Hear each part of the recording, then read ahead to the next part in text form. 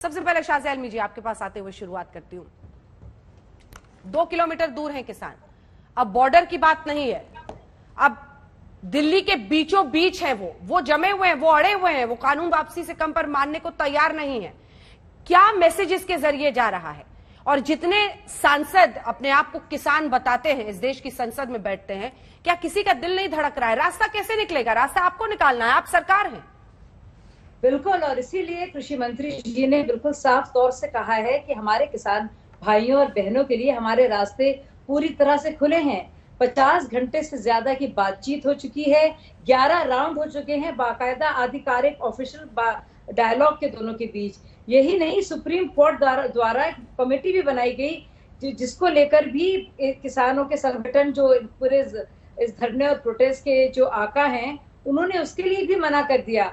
आज भी नरेंद्र तोमर जी कह रहे हैं कि हम पूरी तरह से स्वागत करते हैं, हमारे आपके पास कोई भी प्रस्ताव हो, लेकिन ना तो कोई प्रस्ताव है, ना तो कोई एक उनके पास एक ऐसी चीज है जिसके तर्ज पर वो तर्क के जरिए, दो बातें शाज़िया जी, दो बातें मैं आपको टोक रही हूँ, दो बातें। आपने सबका तारुफ प्रस्ताव तो सरकार को देना होगा ना।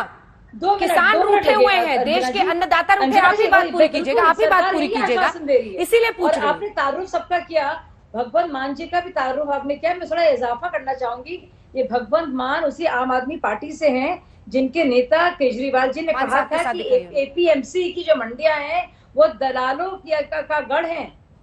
ये वही आम आदमी पार्टी के नुमाइंदगी यहाँ कर रहे हैं मेरे भाई भगवंत भाई, जो कि बाकायदा खुद भी कहते थे कि इनको हटाया जाना चाहिए, जिन्होंने इन तीनों बिलों में से पहले बिल को नोटिफाई भी कर दिया। फिर पता नहीं क्या हुआ, इनकी नींद खुली और उन्होंने कहा नहीं, राजनीति का अच्छा तरीका है।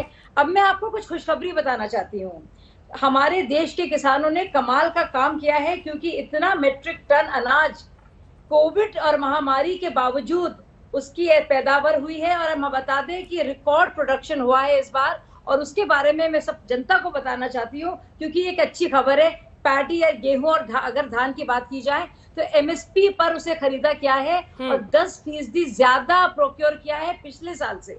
और हम आपको बता दें कि 58,000 करोड़ का जो गेहूं है वो खरीदा गया है सरकार द्वारा। तो ये तो रही आपकी एमएसपी की बात, जो साफ के साफ जाहिर है। दूसरी बात जिसको लेकर उनको बहुत परेशानी है, कॉन्ट्रैक्ट फार्मिंग को लेकर, तो मैं बताना चाहती हूँ, ये भी कृषि मंत्री ने साफ कर दिया है कि ऐसा ही बिल बाकायदा रेगुलेटरी अथॉरिटी के साथ 2000 पहले 3 अमरिंदर सिंह लाए थे, फिर उसमें फेरबदल हुआ था और अकाली सरकार बीजेपी के साथ मिलकर ऑलरेडी ये है बाकायदा, इसका अनुबंध है। बल्कि हमारा बिल जो है वो उस पर इम्प्रूवमेंट है, उसमें किसानों को सजा दी जाती है इस अनुबंध में। लेकिन हमारा बिल तो कहता है कि किसानों को सजा नहीं मिलेगी, दूसरी पार्टी है उस पर ज्यादा जिम्मेदारी होगी। तो पता नहीं कौन से किसान आंदोलन चलाने वाले लोग हैं कि ना तो प्रस्ताव है, ना कोई तर्क है, ना कोई तरीका है, ना कोई तथ्य है, और किसानों की किसी तरह से हमदर्दी नहीं है।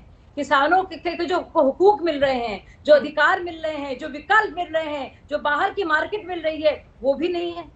शरद पवार जी ने 2010 में बाकायदा कहा है कि निजीकरण होना चाहिए। जवाब सुनते हैं, सबका सब एक साथ मत बोल डालिए। भगवंत मान जी को दिखाइए इनके साथ। भगवंत मान जी, इसके बाद गौरव वल्लभ जी फौरन आ रही हूँ आपके पास। कक्का जी, कृष्णबीर चौधरी जी, मैं फौरन आ रही हूँ, जल्दी जल्दी सबके पास आऊंगी। एक बार शुरुआत भगवंत मान जी, उन्होंने एक तो आरोप आम आदमी पार्टी पर लगाया है, उसका आप जवाब दीजिएगा एपीएमसी को लेकर। लेकिन बड़ा सवाल है, और वो सवाल ये है कि फोन जासूसी और अन्य ऐसे इश्यूज को लेकर बवाल मचता रहा। किसान आज खुद कह रहे हैं वहां पर पहुंचकर कि अगर हमारे हक में नहीं आवाज उठाएंगे बाकी सांसद, तो हम उनके भी खिलाफ जाएंगे। क्या एकजुट है आप लोग? सवाल नंबर 1। और शाज़िया जी कह रही है कि ना कोई प्रस्ताव है, ना आंदोलन में कोई दम है। भगवान जी देखिए, अंजना जी, शाज़िया जी पहले हमारी पार्टी में थी, चलो मैं नहीं कहूंगा कि किस वजह से या कोई उनकी महत्वाकांक्षा थी, वो ये आज का विषय नहीं, छोड़ दीजिए बात। ये कह रहे हैं कि किसानों के पास कोई प्रस्ताव नहीं है। नरेंद्र तोमर जी हर रोज कह रहे हैं कि बात करिए, लेकिन मुझे ये बता दीजिए, नरेंद्र तोमर जी का बयान आता है कि हम किसानों के साथ बातचीत करने के लिए तैयार हैं, लेकिन वो इन किसान तीनों खेती बिलों को वापस लेने की बात ना करें। अंजना जी, ये तो बिल्कुल वही बात होगी कि मौत के वारंट जारी हो चुके हैं। आप मौत के वारंट पर संशोधन करवा सकते हैं कि आपने मरना किस तरीके से है। आपको फांसी दी जाए, आपको जहर का टीका लगा दिया जाए, आपकी गर्दन काट दी जाएगी, लेकिन मौत का वारंट जो है वो जारी रहेगा। अगर जान बचानी है तो मौत का वारंट वापस लेना होगा। यही किसान कह रहे हैं